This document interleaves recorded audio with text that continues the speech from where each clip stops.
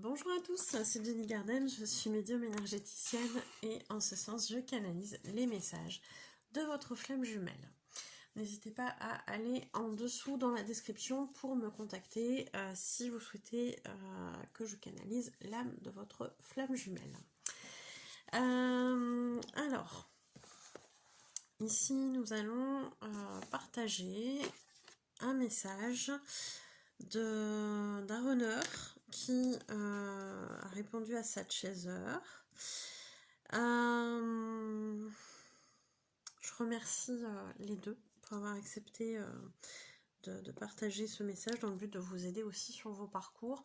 Le fait d'entendre des explications comme ça d'autres flammes jumelles, ça peut aussi nous donner des indications sur ce qui s'est passé sur notre propre parcours. Donc c'est parti, on va aller voir, donc ici il y avait 7 questions. Et on va aller voir un petit peu ce qu'il se passe. Allez, c'est parti.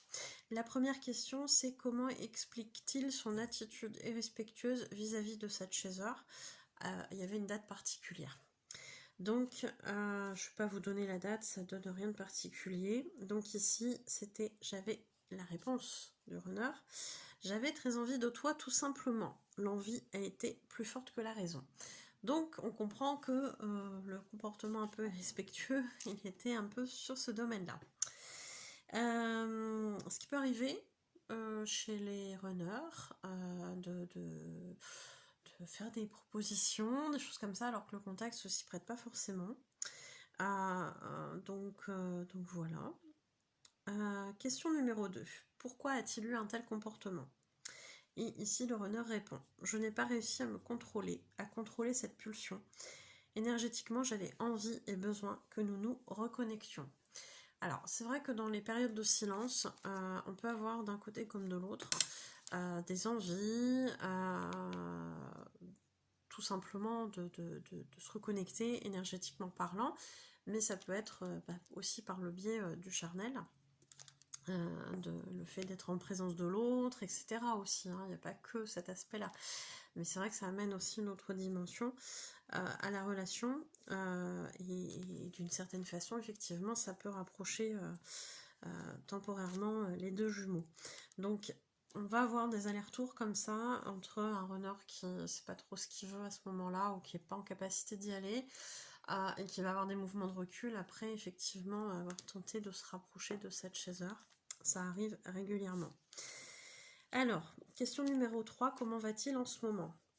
Le runner répond: c'est compliqué avec ma tierce. Elle n'a pas ta vibration, elle n'a pas ta lumière, malgré ce qu'elle peut m'apporter d'autre. J'ai besoin de ta lumière, elle me manque pour avancer, j'ai besoin de toi. Donc ce qui est très cohérent avec cette volonté de se reconnecter avec sa flamme jumelle pour le runner. Il y a vraiment une idée de ok, j'ai une tierce à côté, elle m'amène certaines choses, d'une certaine façon c'est confortable, au sens où souvent il y a beaucoup moins d'implication au niveau émotionnel, mais elle te remplace pas. Bah non, il n'y a pas la même intensité, et ça manque aussi des fois au runner. Qui a besoin de ça, qui a besoin de cette lumière. La tierce, en général, n'est pas super lumineuse. Il peut y avoir des bonnes personnes, je dis pas le contraire, mais en termes de rayonnement, c'est pas du tout la même chose. Surtout quand le chaser il a bien avancé. La lumière, elle augmente. Et souvent, le runner qui est dans des moments où il va pas être très bien, lumière de l'âme et compagnie, la lumière... elle est importante pour qu'il sache un peu où il doit aller. Donc oui, côtoyer son chaser dans ces moments-là, ça devient un besoin, tout à fait. Alors, question numéro 4. Où en est-il de ses émotions et choix? Ici, le runner répond: le manque va me pousser à faire un choix à un moment donné, mais je n'y suis pas encore complètement à ce stade. C'est en réflexion, ou plutôt en cours de compréhension. Ça fait plusieurs fois qu'on recolle les morceaux avec ma tierce, mais ça ne dure jamais. Je commence à comprendre que ça ne fonctionnera peut-être jamais, et c'est dur d'envisager de quitter mes habitudes pour tout risquer sans aucune garantie avec toi. Donc ici on le voit, le côté très... le côté raisonnement du runner qui d'un côté avant, il ne se rendait pas forcément compte, mais maintenant, il commence à comprendre que la tierce, finalement, ça ne lui amène pas ce qu'il souhaite. Que peut-être ça fonctionnera jamais, qu'il manque quelque chose ou quelqu'un, hein, dirons-nous, et que là, ouais, c'est dur de tout quitter, surtout quand il y a un domicile en commun, quand il y a eu peut-être un prêt, quand il y a voilà, un investissement financier, etc., des enfants, etc., c'est très très dur. C'est dur aussi de voir l'opinion des autres sur le changement du runner, sur ses décisions, sur ses choix. Tout ça, c'est très dur pour un runner d'aller outre ça, de dépasser ces choses-là. Et encore plus pour aller vers cette chaser qui, on le sait, hein, les aléas du parcours ont fait que à chaque fois qu'il y a eu tentative de rapprochement, ça a été difficile, ça a été douloureux. Donc est-ce que finalement là, ça va pas faire la même chose? Donc je quitte une sécurité illusoire, bien évidemment, mais apparence de sécurité pour quelque chose qui n'est pas sécurisant. Ouais, c'est le jeu, ma pauvre Lucette. Parfois, il faut savoir prendre des risques aussi, hein. Et essayer d'aller s'aligner. Mais, je ma pauvre Lucette. Bref. Je suis sûre qu'il y en a qui rigolent en plus, là. C'est ça qui me fait rire. Voilà, je sais plus ce que je disais, mais c'était très intéressant jusqu'à c'est le jeu ma pauvre Lucette. Voilà. Alors, question 5. A-t-il parlé de notre relation à son entourage? Le runner répond. Avec une amie, oui. Très rapidement. J'ai besoin de conseils extérieurs car je ne comprends pas pourquoi j'ai tant besoin de toi. Avec les autres, c'est compliqué. J'ai encore trop peur de leur jugement, de leur critique. Donc c'est vrai que le runner, il a tendance en général à pas trop parler de son chaser, ça peut arriver, mais c'est pas quelque chose où il va se confier vraiment sur ce qu'il ressent. Ça peut être, voilà, il peut y avoir des choses qui vont être dites, il y a des connaissances en commun, etc. Mais jamais il va forcément se confier sur les sentiments qu'il ressent par rapport à son chaser, ou sur des choses qui le préoccupent par rapport à son chaser. Ça va être plutôt des connaissances qui vont être autour, avec qui il va essayer d'avoir des nouvelles quand il y a des séparations, des silences radio. Voilà, hein, mais très rarement il se confie. De temps en temps, effectivement, il trouve une personne pour se confier. Avec un peu de chance, c'est une personne qui est en parcours FJ et qui est chaser et qui va dire ah bah oui mais t'imagines un petit peu ce qu'elle peut ressentir là quand tu as fait ci, quand t'as dit ça, machin. Pourquoi pas? On n'est pas à l'abri. Chaser qui s'ignore ou pas, hein, mais allez savoir.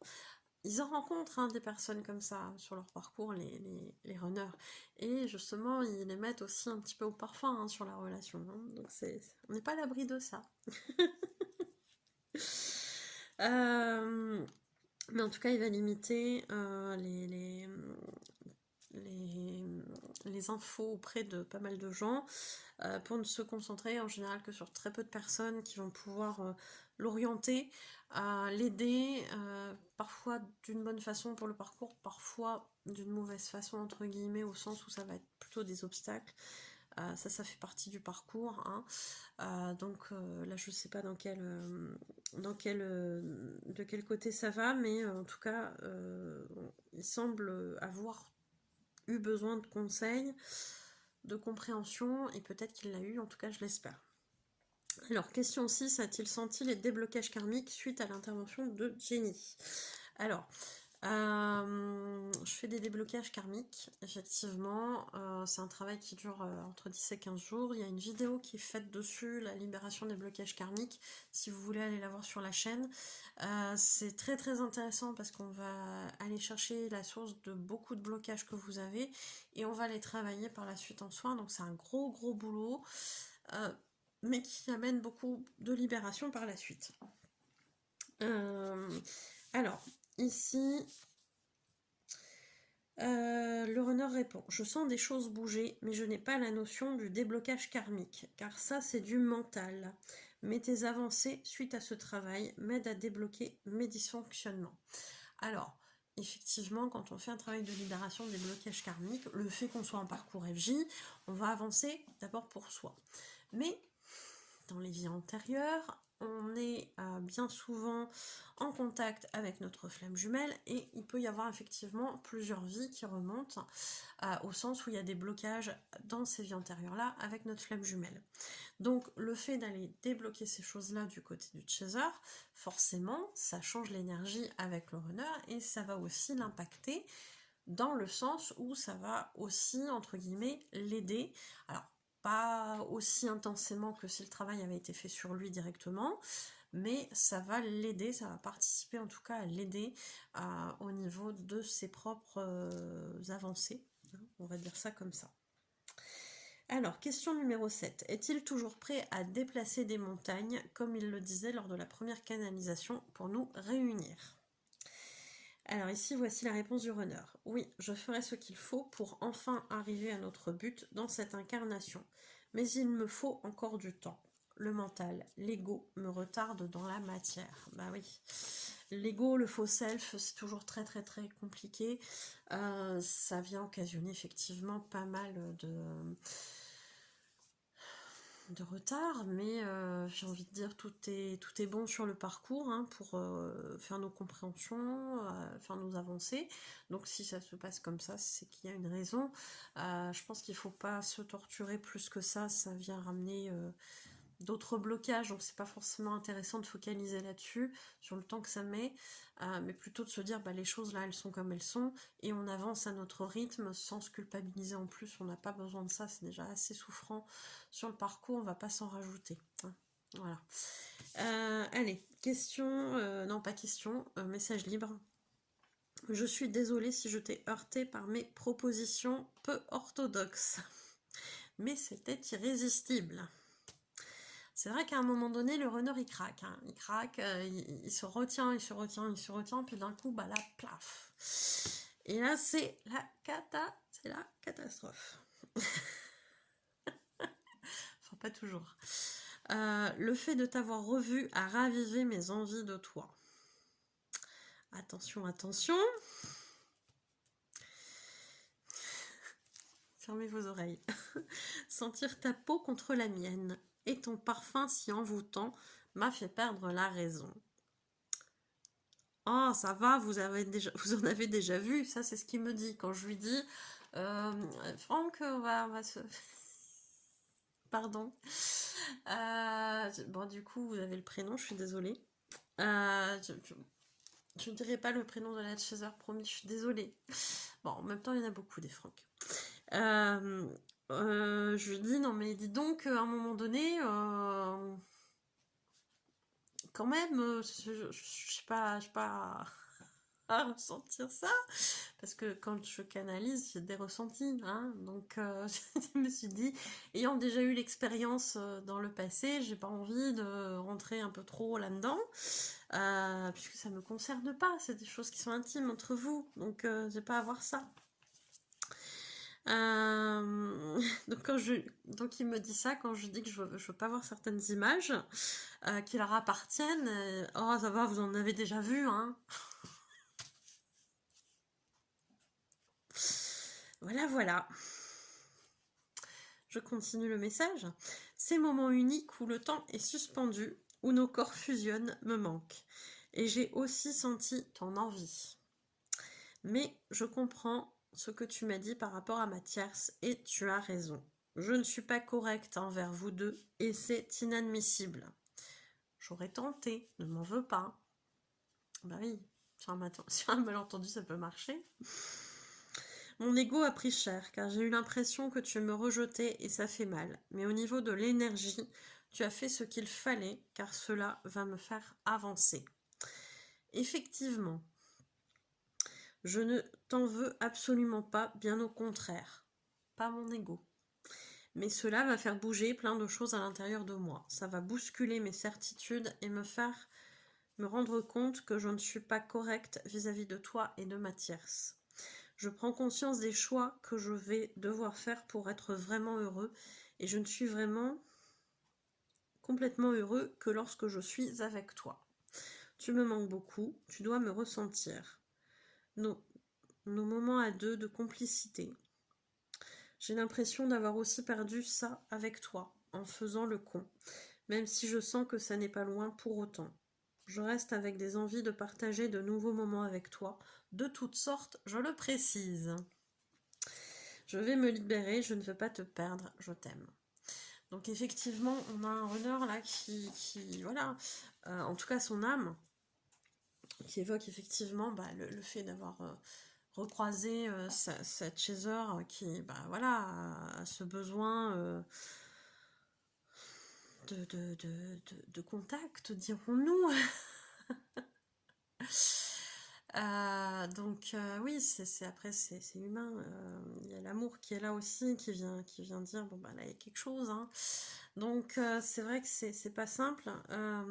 Et puis forcément ces envies qu'on ressent de l'autre, etc. Et puis on sait jamais si ça marche, ça marche. Le beurre, l'argent du beurre, la crémière, le pré, les vaches et tout le tralala, hein, vous savez bien. Hein. Donc bon.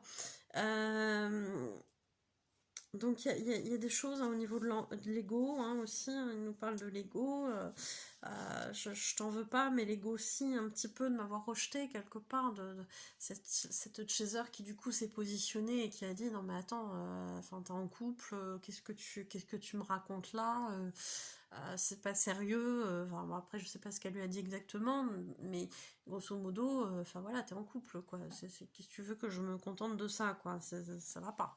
Hein, le positionnement. Et ce positionnement, effectivement, qui est vécu visiblement par l'ego de ce runner comme une façon d'être rejeté.